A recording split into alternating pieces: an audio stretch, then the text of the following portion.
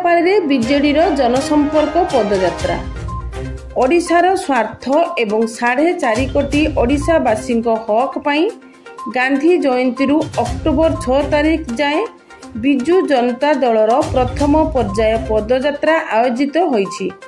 एही परिप्रेक्षी रे आज बस्ता निर्वाचन मंडली अधीनस्थ बालियापाड़ ब्लॉक विजु जनता दल पक्षरु जनसंपर्क पदयात्रा शुभारंभ करा जायछि। एही जनसंपर्क पदयात्रा खगड़ापाड़ महादेव मंदिर ठारू बाहरी जामकुंडा छक बीजेडी कार्यालय पर्यंत जाइथिला। एथिरे मुख्य अतिथि भावे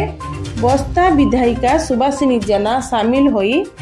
महात्मा गांधी अहिंसा तथा पूर्वतन मुख्यमंत्री नवीन पट्टनायक नीति और आदर्श को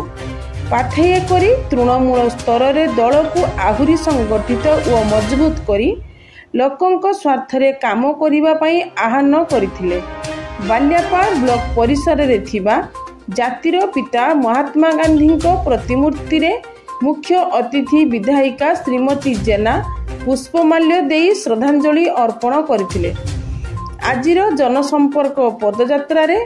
अन्यमानक मध्यरे बीजेडी ब्लॉक सभापति गोविंद प्रसाद दास, वरिष्ठ नेता अजय सामल, चक्रधर गिरी, भगवान गिरी, महेश्वर जेना, जिला बिजु छात्र जनता दल सभापति सिमन दास महापात्र, जिला परिषद सदस्य निशाकर सेठी, वेणुधर जेना, श्रीरामपुर सरपंच देवकुमार देव, प्रतापपुर सरपंच कस्तूरीबाला पात्र, डगरा सरपंच सत्यानंद महांती, पूर्वतन सरपंच शरद प्रधान,